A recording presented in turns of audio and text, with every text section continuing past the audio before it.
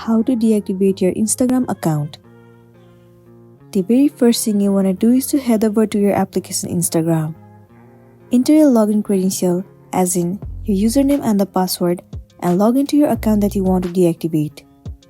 Once you are in here, head over to your profile at the bottom right corner, and then click on this three horizontal line at the top right corner.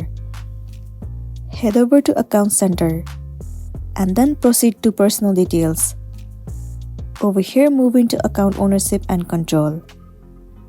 You will see the option where it says Deactivation or Deletion. Simply click on it and choose your account. You have to select Deactivate Account and then click on Continue.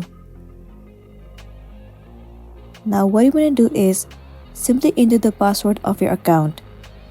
Once you have entered the password of your account, click on Continue. After that, your account will be deactivated successfully. Well, you should know that you are able to reactivate your account whenever you want to. All you want to do is enter your login credentials and then you'll be good to go. So that's all for today, and this is simply how you can deactivate your Instagram account.